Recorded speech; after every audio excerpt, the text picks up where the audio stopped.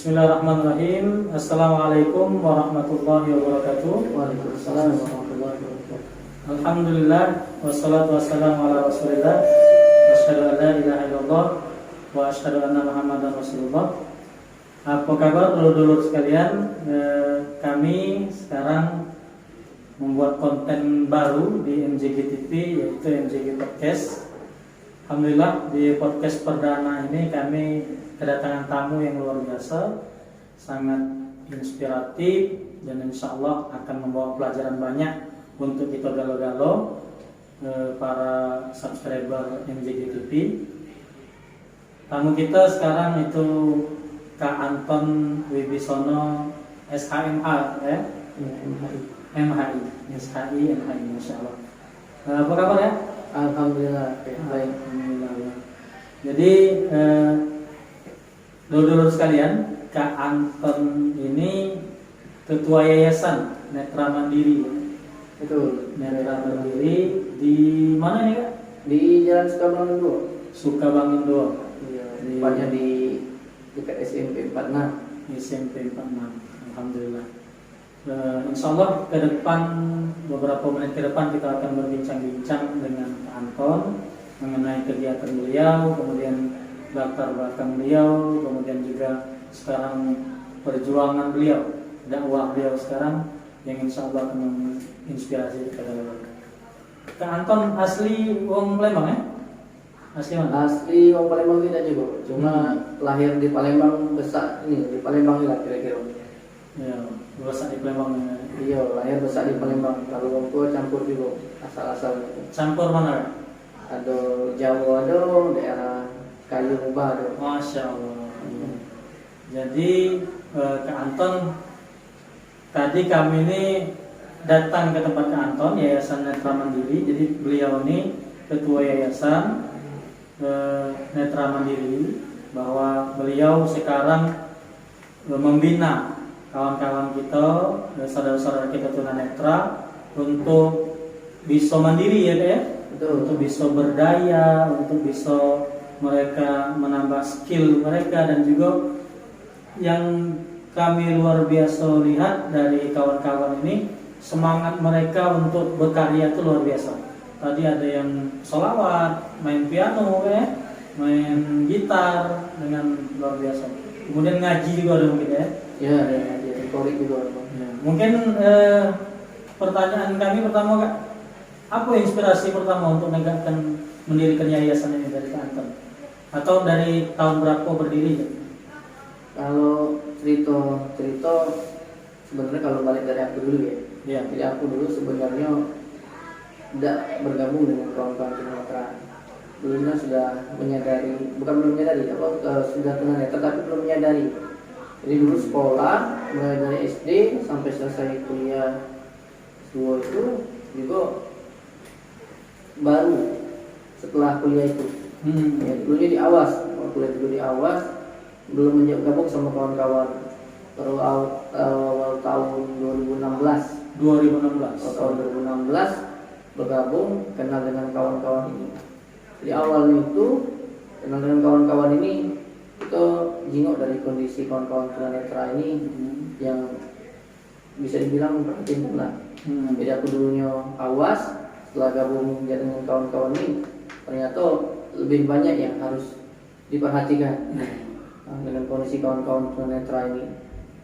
Nah, dari kondisi keprihatinan terhadap kawan-kawan tunanetra, dan aku juga sekarang itu sudah tunanetra, jadi sudah ada dua dunia bisa diomongin yang sudah aku jalani kan. Aku dulu Awasnya di Cak Manu, sekarang di tunanetra. Jadi ada pembanding.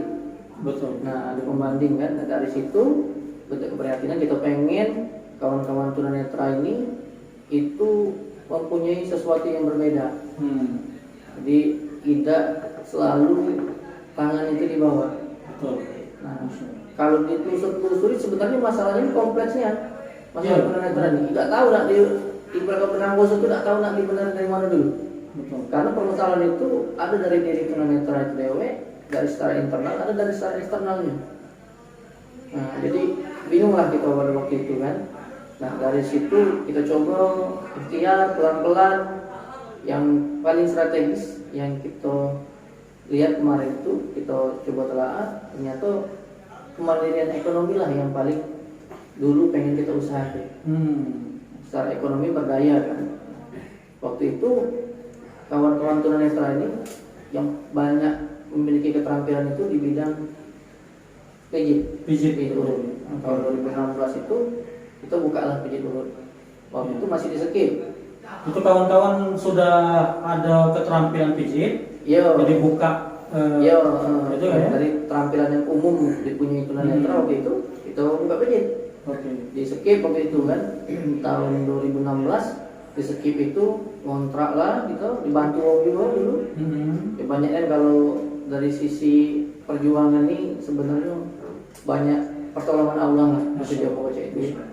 Kita dulu awalnya tidak kenal sama siapa, tapi ada yang bantu kita ngasih modal awal itu waktu itu dari lembaga zakat ya di daerah Pusri, ngasih duit 20 juta. Yang proposal kita tembus.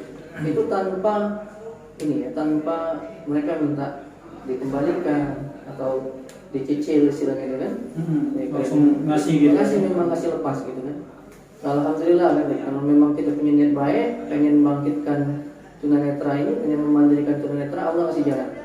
Nah dari situ, dari skip itu 2 tahun kita ngontrak, alhamdulillah tidak terbayar. Masya Allah. Lanjut lagi tidak terbayar kan, ruko mahal kalau. Nah, sekarang tahun 2018 ini tempat yang kita sekarang ini tahun 2018 tempat 2018. 4 tahun gitu ya? Ya dari tahun 2014. Di akhir tahun 2018 itu kita pindahkan April ya, pindah sini April, dari akhir tahun 2018 kita dirikan yayasan. Kita kumpulkan lagi kawan-kawan dari luar daerah yang balik kuliah, yang ini kan. Jadi kita himpun lagi, kita pengen melakukan sesuatu yang lebih greget lah. Jadi bukan cuma pijit urut, karena memang dari awalnya dari proposal yang kita rancang tuh memang itu bukan nak jadi tunanetra atau semata-mata tukang pijit. Betul. Tapi itu cuma misalnya langkah awal masa strategis yang bisa kami lakukan kan. Dari situ kita mulai berkembang dengan kegiatan-kegiatan. Jadi kalau yayasan ini sekarang ini dia fokus kepada bidang pendidikan. Pemberdayaan. Jadi kalau misalnya termasuk juga kegiatan-kegiatan advokasi hak-hak disabilitas, itu kita berjuang dari sisi itu. Nah, kalau sekarang ini bidang pendidikan, kita ada mengkhususkan pendidikan, dan sekarang juga alhamdulillah kita sudah ada pondok pesantren tunanetra, khusus tunanetra di Palembang juga. Di Palembang, tepatnya di Macan Kumbang. Di Macan Kumbang. Ya. Jadi kalau ada kawan-kawan yang ini keluarganya tunanetra bisa dididik di tempat kita. Ya di situ bisa mungkin. Nah kalau di Kabangun ini juga tetap ada pendidikan tapi akhir pekan. Akhir pekan, tidak mukim ya. Jadi ada spesifik untuk mukim pesantren di Macan Kumbang. Kalau yang di Kabangun ini istilahnya balik pergi. Oke Kanton, sebelum kita ke yayasan lagi, kami penasaran juga, mungkin kawan-kawan tunanetra di luar ini juga mendengar podcast ini. Jadi tadinya Kak Antum dari awas ya, dari awas. Lihat, kemudian jadi tunanetra ya. Dari usia berapa itu Kak? Sebenarnya sudah ada kelainan dan 5 tahun itu sudah tahu. Cuma karena minimnya edukasi tentang kesehatan mata, ya kesehatan mata ini minimnya, jadi tidak nyadari bahwa sebenarnya sejak umur 5 tahun itu sudah kategori tunanetra. Cuma istilahnya kalau lain ku kenal sekarang low vision. Nah jadi kalau tunanetra itu tidak seluruhnya total, tidak seluruhnya gelap, masih ada yang bisa melihat. Jadi dari umur 5 tahun itu sebenarnya sudah tunanetra kategorinya. Tapi masih bisa sudah punya potensi untuk jadi tunanetra karena ada kelainan di retina. Sampai akhirnya tahun 2011 ya tidak tahu tapi tanggal berapa, jam berapa itu tidak pasti ya. Tahun 2011 ini pasti aku sudah bisa beda ke bentuk, warna, tulisan itu sudah sulitnya dibedakan. 2011. Dari proses itu pelan-pelan turun itu. Dulu masih dibantu kacamata, sekarang nggak fungsi lagi karena bukan lensa mata yang rusak, tapi retina mata itu. Nah itu mungkin hari-hari yang berat bagi Kak Anton ya untuk dari tadinya awas jadi kita proses ke tunanetranya.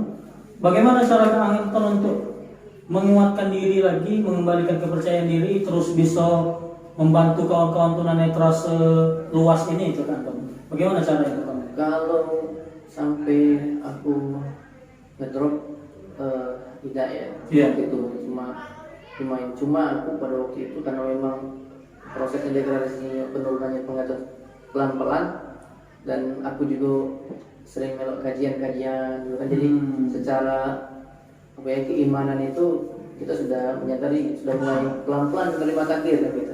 Alhamdulillah ada benteng itu kan. Nah cuma waktu itu yang buat aku bingung itu nggak tahu nak ngapain. Bingung, coba tidak baca, keterampilan kebacaan tidak baca, apa-apa tidak baca kan. Nah yang memotivasi aku tuh sejak aku kenal dengan komunitas, kenal dengan kawan-kawan tunanetra. Nah, setelah aku kenal dengan mereka itu ternyata banyaknya di kehidupan tunanetra ini yang bisa dilakukan. Tidak semata-mata diam di rumah, ketik kebacaan. Nah, sekarang ini kan kawan-kawan nak di olahraga bisa, terus nak di musik bisa, ngaji oke, nak kuliah, nak sekolah laju, kan uang kerjanya kena usaha juga laju. Hafal Quran juga. Hafal Quran juga itu. Jadi tinggal lagi kemauan. Ngaji juga baca sekarang kan. Kalau dulu sempat tak baca ngaji lama bertahun kan karena tidak tahu caranya. Nah sekarang ini sudah ada Al-Quran beri dan kita sudah bisa baca. Jadi Kak Anton tadi 2011 kayak itu sudah sarjana? Itu 2011 kita sudah satu. Ya, selesai S2 itu tahun 2014. Berarti menyelesaikan S2 itu dalam keadaan ini? Sebenarnya aku tuh dari SD sudah tunanetra. Cuma waktu itu masih bisa melihat lukisan istilahnya. Yang membuat aku sulit itu pada waktu belajar di kelas, kalau seandainya kelas ruangan itu agak gelap. Karena retina itu kan pengaruh dengan cahaya. Kalau cahaya dikit aku susah. Dulu masih dipaksa dengan kacamata dan kalau sekolah dulu duduk di depan. Masya Allah. Ya tetap belajar. Ya udah tahu kan sebenarnya kalau tunanetra bisa dibantu dengan alat bantu sekarang ini kan. Iya. Karena belum minim pengetahuan kan. Nah, jadi kuliah terus sampai dengan S2 itu. Nah di yang dari susah itu 2011. Yang baca tulis sudah baca lagi. Kita penyelesaian S2 itu kalau dulu buku dibaca lagi nang buat tesis misalnya. Iya, buat tesis di kuliah itu kan buat tugas. Dari sini bukan baca nyari buku ke perpustakaan dulu, minta kawan dulu. Ada kawan juga. Dulu ya karena kita galak berorganisasi kan dulu. Jadi ada kawan. Jadi kawan itu kan ya, alhamdulillah ada yang baik kan. Kalau dampingi, mulai nyari buku, baca ke buku, kaget buku itu minta baca ke kan, rekam. Iya. Rekam, aku pelajari dulu, nah kaget, aku pahami dulu, aku ini baca ke, kawan aku ngetik lagi. Masya Allah. Jadi alhamdulillah bisa selesai dulu perjuangan itu kan. Dan sekarang alhamdulillah banyak dibantu dengan teknologi, pakai komputer bisa, pakai HP bisa sekarang. Baca-baca buku. Jadi kawan-kawan kita tunanetra ini sebenarnya bisa untuk ngembang ke life skill IT-nya, teknologinya bisa. Komputer, terus HP ya. Ya, kalau tunanetra ini bahasanya memang tidak seluruhnya bisa dilakukan. Tapi tidak seluruhnya juga tidak bisa. Betul. Ya, paling tidak kalau dia mandiri itu ya, bisa sampai 80% dia bisa nggak dewe. Tidak 100% lah minta bantuan kan. Dia 80 bisa dia nggak dewe, 20%-nya dia minta bantuan uang. Jadi untuk yayasan nih kan? Ya, siap. Yayasan. Sekarang yayasan berarti sudah 4 tahun kan? Sudah 4 tahun. 4 tahun yayasan. Kemudian ada rumah tahfiz juga, pesantren tahfiz ya? Iya. Itu sudah jalan berapa? 1 tahun. Kalau pesantren itu dari Januari kan? Januari. Oh, sudah ke 1 tahun ya? Iya. Sudah ke 1 tahun. Sekarang berarti Masya Allah. Kalau di yayasan Anton dan di yayasan ini sudah binaan itu berapa?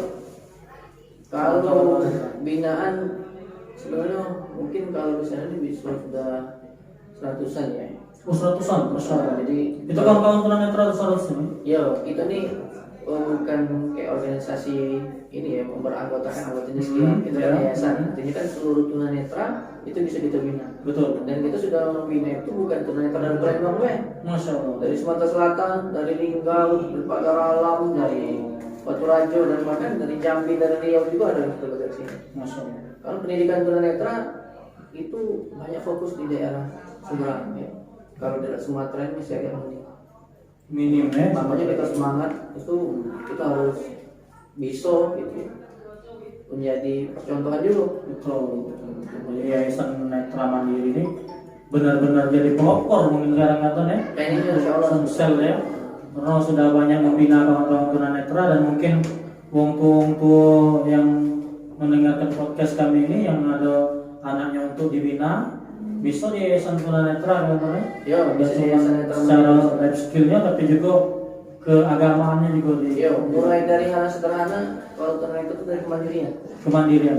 Kita cara berjalan Hmm. terus juga untuk aktivitas harian kan, makan, nyuci, masak, ambil itu kan. Oh, itu bisa di ini Bisa, ya? bisa. Dan tadi sampai ke proses pengembangannya, misalnya dia nak menghafal Quran, nak belajar keterampilan untuk bekal hidupnya, nah itu sudah bisa di Yayasan Netra Mandiri ini. Oke. Macam-macam lah kalau nak belajar keterampilan bisa.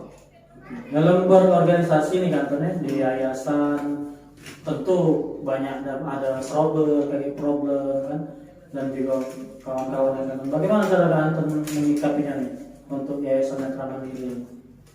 Kalau trouble sebenarnya, kalau yang sering kita hadapi itu sebenarnya biasa ya. Ya. Dimanapun pasti ada masalah. Yang paling penting aku tekankan di yayasan ini sama kawan-kawan tunanetra itu adalah kebersamaan dan komunikasi. Jadi kalau kami ini sebenarnya berangkat ya dari saya nggak apa-apa. Sampai sekarang juga kan ya diomong ke donatur yang bisa menghidupi yayasan ini juga. Ya tidak perlu ini ya, tidak perlu ado cuma masih banyak kebutuhan ini yang belum terpenuhi. Nah jadi kami itu belajar dan mengajar di sini, alhamdulillah kami belajarnya yang belajar di sini gratis. Gratis. Kan? Oke, gratis ini. Terus juga kami juga yang ngajar di sini tidak dibayar juga. Masya Allah. Jadi kan kami memang benar-benar pengabdian sosial kan juga, kami pengen kawan-kawan tunanetra itu bisa bangkit, bisa mandiri, bisa berkreasi, bisa berprestasi. Masya Allah. Itu luar biasa tuh. Daripada banyak ratusan kawan-kawan kita tunanetra dibina di Yayasan Netra Mandiri ini, sekarang apa yang bisa mereka ini sekarang itu life skill mereka, keadaan mereka?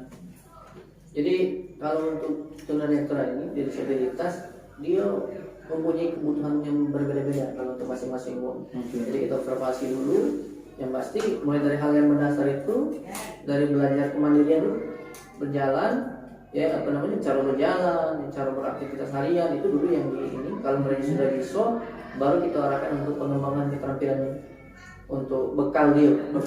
Karena ya kami ini lebih cenderung yang bisa banyak membantu itu dari sisi keterampilan.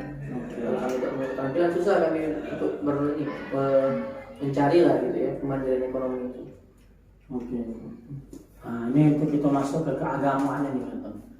Tadi kami dengar ada kawan kita yang baca Qurannya luar biasa. Mungkin kawan-kawan di luar sana tidak banyak bisa baca Quran itu. Jadi untuk pembinaan Qurannya di sini mungkin macam mana juga untuk metodenya dan apa yang dilakukan oleh guru-guru di sini. Jadi kalau Al-Quran itu pakai Al-Quran Braille. Al-Quran Braille itu merupakan simbol-simbol titik-titik huruf ya. Nah dari situ kami menggunakan perabaan. Setelah kawan-kawan itu taktil ya. Apa itu? Taktil. Oh taktil ya. Taktil ya.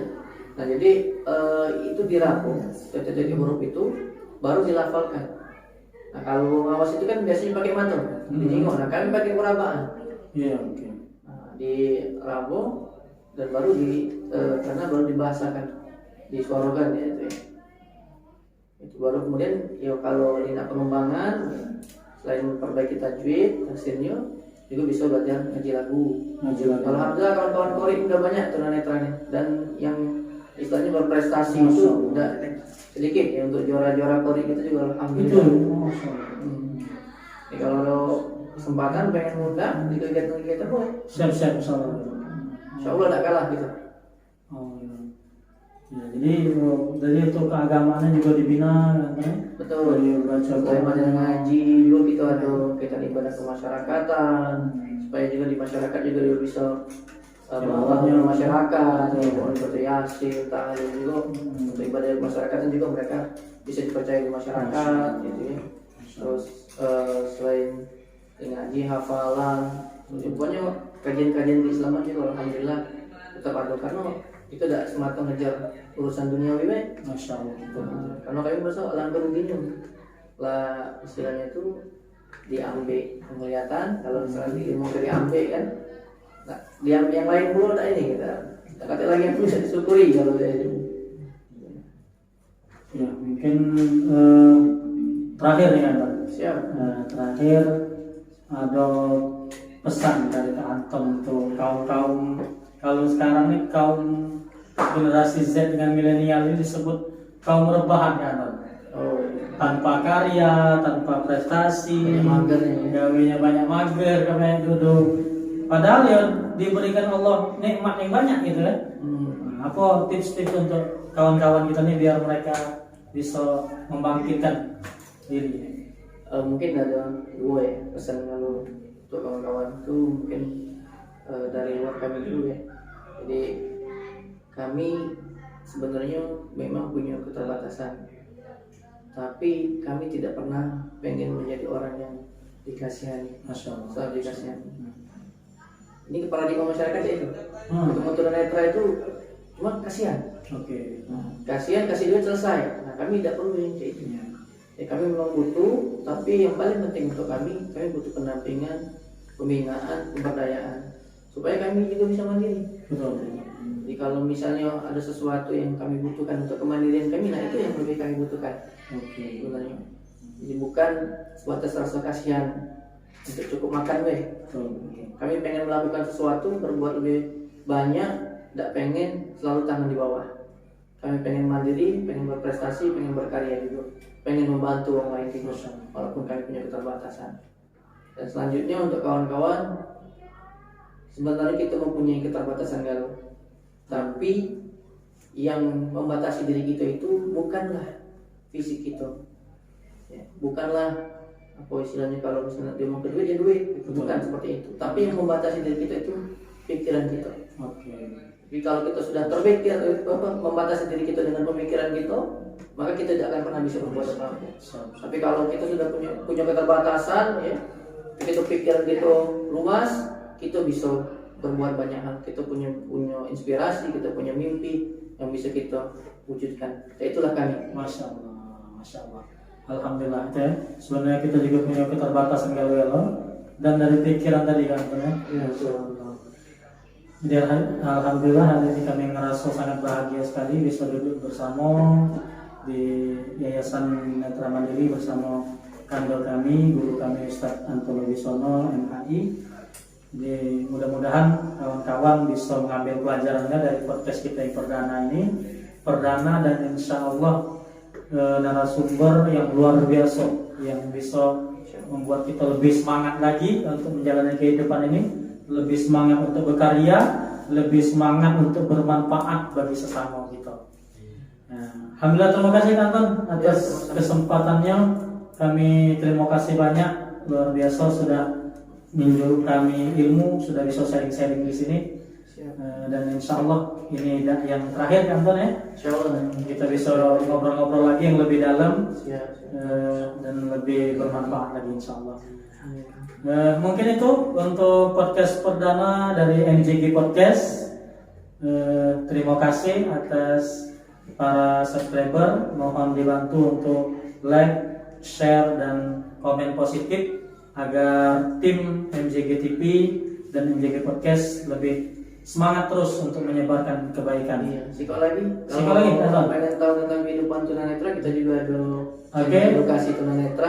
Channel tunanetra ya. Kalau pengen tahu, kalau misalnya dulu yang ikut tunanetra, pengen Oke. tahu aktivitas kami di Yayasan Netra Mandiri, itu ada channel kami Netra Mandiri Official. Netra Mandiri Official, akan kita buat di deskripsinya. Iya, Ya, bantu insyaallah. subscribe. Langsung di subscribe juga, di like dan juga ditonton. Insya Allah banyak Siap. inspirasinya Anton ya. Siap, Di siap. Netra Karena Mandiri memang kita Official. channel kita fokus kepada edukasi tunanetra. Edukasi tunanetra ya. Dan bagi kawan-kawan atau bapak ibu yang pengen langsung datang ke Yayasan Netra Mandiri ini, itu di Sukabangun kan Anton ya? Suka bangun dulu, belakang SMP46 atau searching by di Google. Atau searching di Google Yayasan Netra Mandiri Sukabangun 2. Oke. Terima kasih atas kesempatan ini, dan juga kami sebagai pembawa acara mohon maaf atas segala kekurangannya. Kita tutup walhamdulillahirabbil alamin.